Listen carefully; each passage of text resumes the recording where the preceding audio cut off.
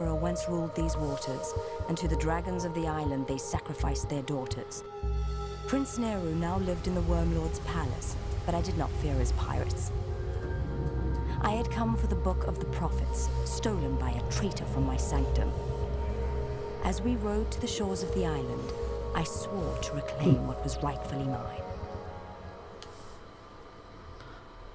And here we are. A little bit more story gets revealed each time we go through the playthrough. So, instead of just having control of Maya now, we will have an additional party member named Sangaril.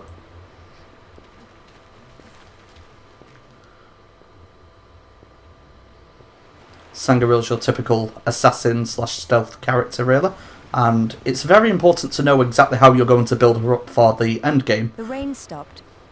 We'll find Nehru's lair near a waterfall, or so the pirates said.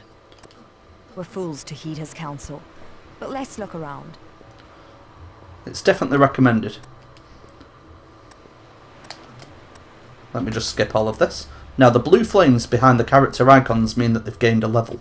So, if you head down to skills, you can assign exactly how you would like your character to be built. Instantly. Let's get rid of all this. I want to upgrade... Ooh, it's a tough choice. Parry for my defense. Oh, no, never mind, I can't upgrade parry. So sword weapons and necromancy. For Maya. Sword weapons would be absolutely key. And let's see. Backstab definitely will be needing that. Stealth would... I would definitely recommend going for stealth as well, because we're going to have a very stealthy character build. By pressing the right stick in we can view a map, so these are important for little details known here and there throughout the world. We'll come to that a little bit later on.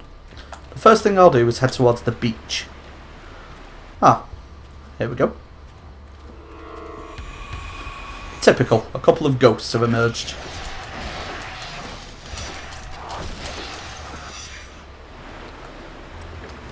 Let's open the treasure chest. Health potions. Luckily we have a healer in the party, but just in case we don't, there's some there.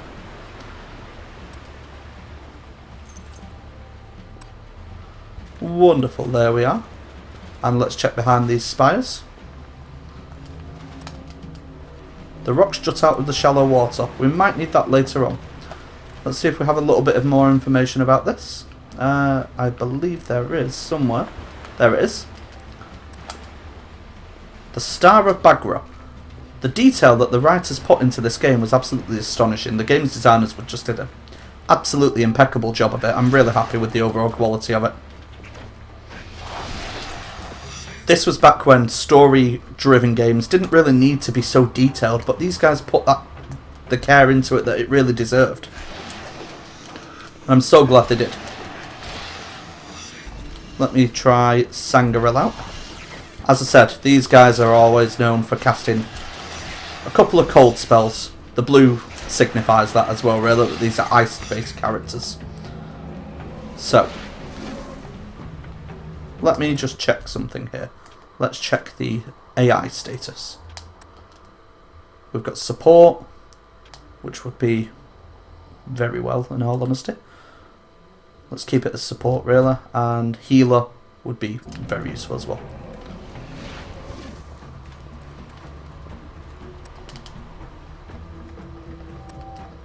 The Daughters of Sakasan. Okay. Very useful to know, I presume. These things are always there for a reason. Speaking of which... There's something wrong here. Shall I scout ahead? No, wait here.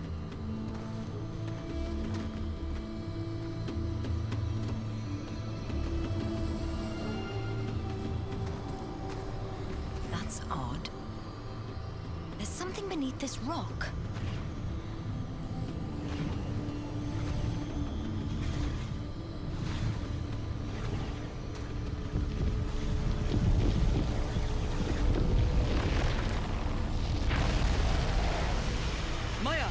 I'm all right. Stay where you are.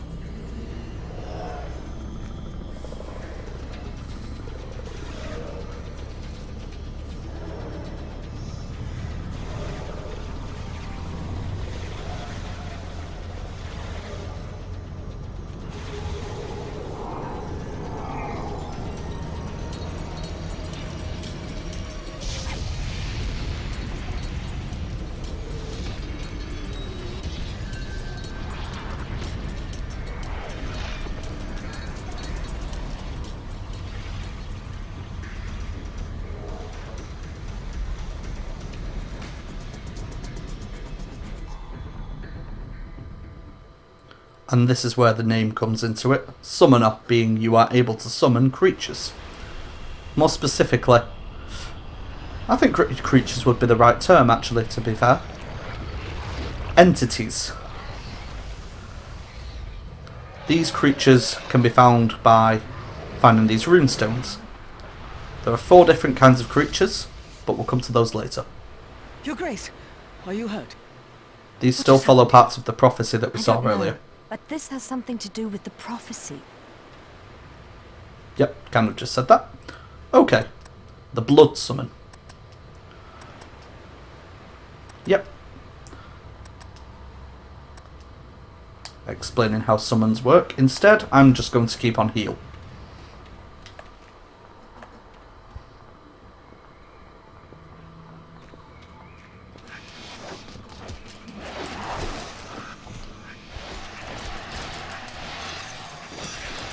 Each characters have their own vulnerabilities as well. This one, Sangaril, is very vulnerable to cold. So, let's cast a spell. Just to heal her up for a little bit.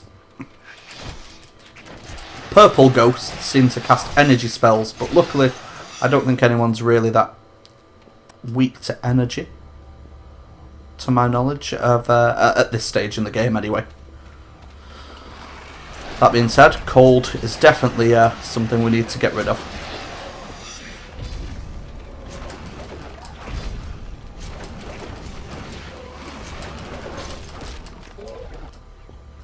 There we are, a brainworm, that'll be useful.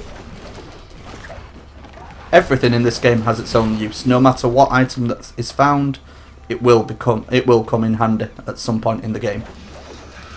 That is how intricate this thing is. Everything ties in together.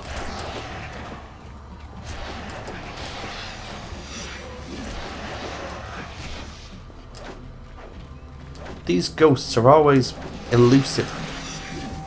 Can always be a problem. Oh, should not have done that when I was about to take damage. Ah well. Had a feeling that might happen.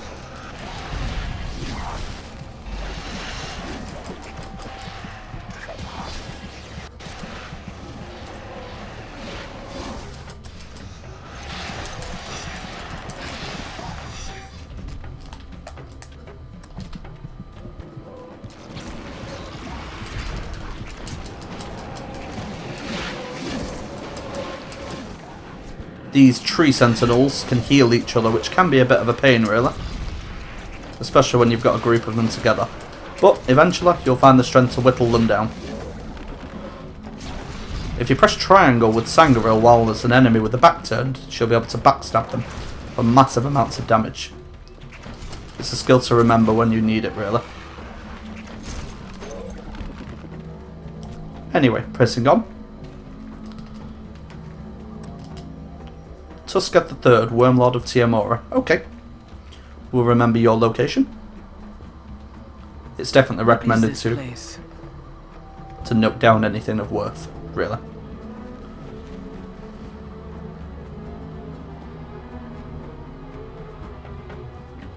I love how this level looks. Though it's clunky in its design, and obviously this is a very old game, it's still somewhat beautiful to me. I really think it has, I don't know, some of the most intricate and interesting level design that I've saw in a while. Just for optional exploration as well, it's very useful. Now, lighting this beacon would be absolutely imperative. My old question if it could be lit either by fire, in terms of magic, or by another means, really. She would ask. Into that. Gold as well is absolutely important. Just enables us to buy things if we need it. And of course to make investments in the kingdom, seeing as we are actually a queen.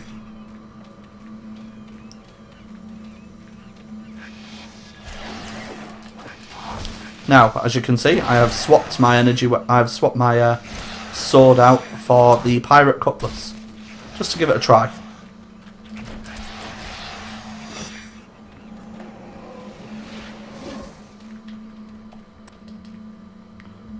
Ramabras the 5th.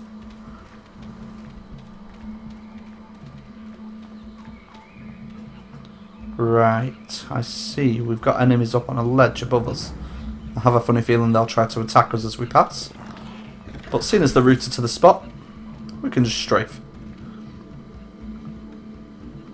Ah, this is about the lock-on function I have been demonstrating. Been using this for a little while now. I love the lock-on. Makes it so much easier to fight a single enemy in a crowd. Just to be able to manage crowd control, as you can see.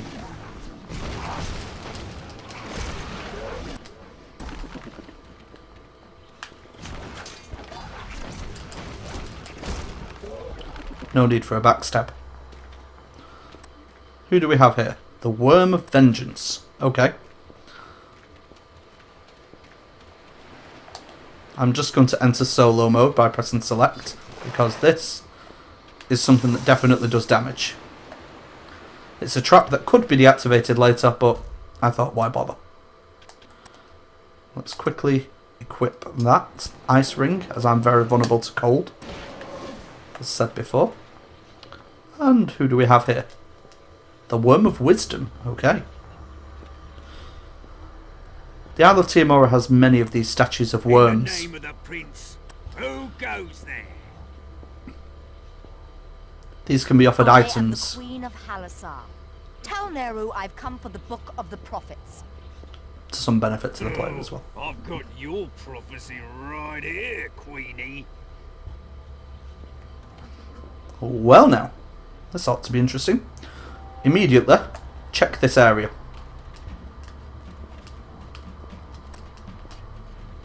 Goods were shipped from Galdair. One of these cruts holds an artifact. There we go, the Worm's Eye. That's the kind of thing I'm talking about, really, about the worms needing offerings. Well, that made absolutely no sense.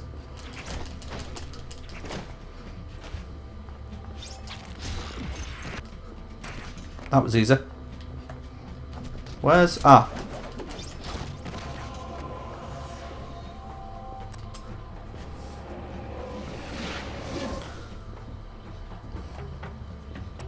Ah, I'm still in solo mode. That makes a lot of sense. When you're in solo mode, it does exactly what it says on the tin. It allows one character to go off on their own. This will be useful. I can hear the waterfall. We're getting closer to Neru's lair. Useful. Okay, revive and a cure potion. And an action potion. These things are absolutely essential. Rare and expensive dyes.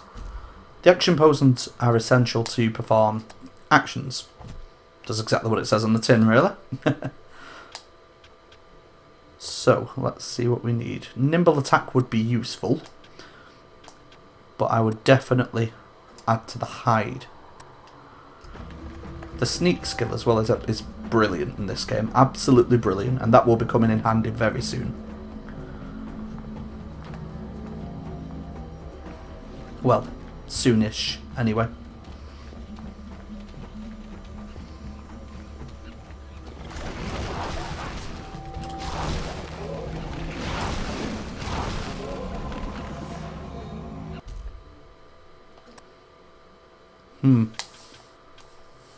Ooh, we definitely want the kick attack. That's so useful.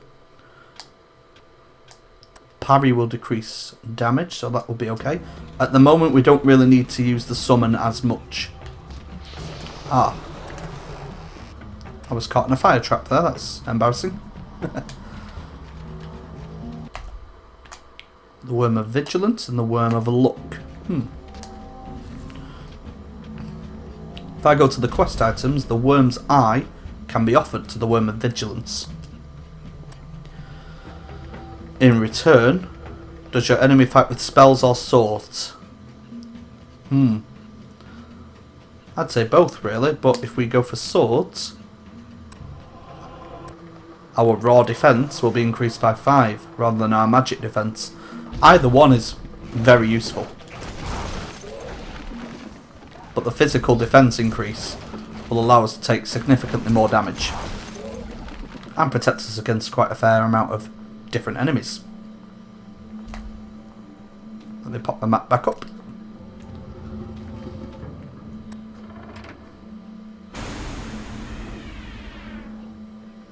Let's deactivate these traps, just in case.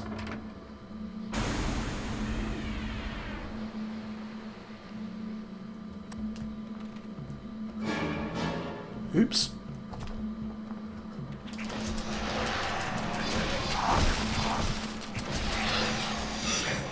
Ah, it seems Sangaril has a weakness to fire as well.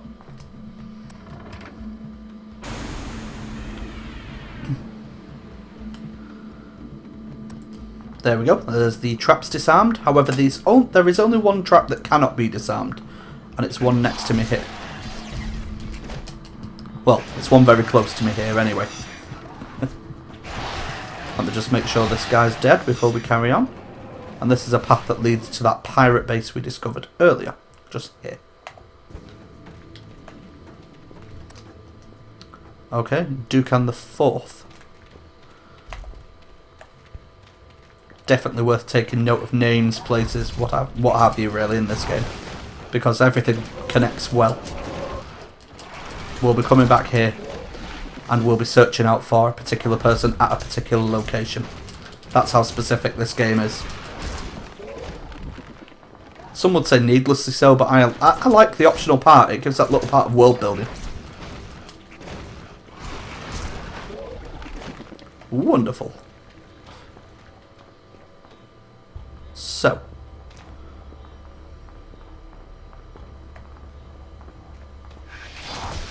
Ah. Wonderful, an ambush. With that ice ring I've equipped, my icicle defense, as you can see, is through the roof as compared to what it would have been.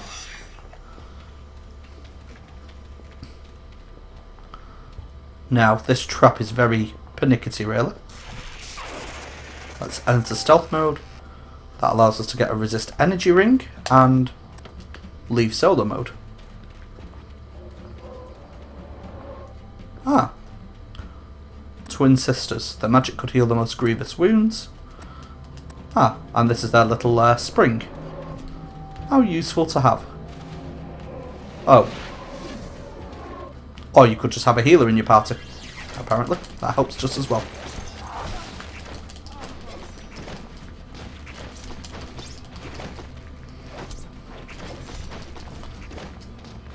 Oh, and there's the kick attack now by pressing triangle.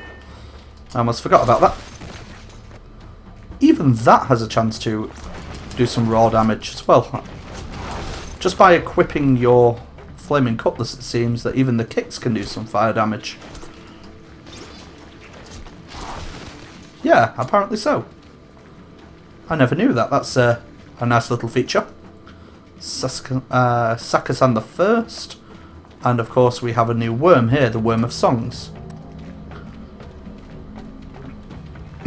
Excuse me. Now, we're coming up to another statue here. Oh, okay. This ought to be interesting.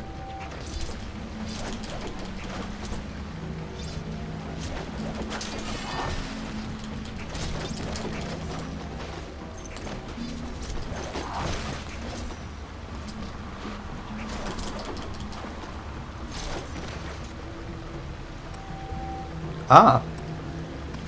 Wonderful. Crossbow.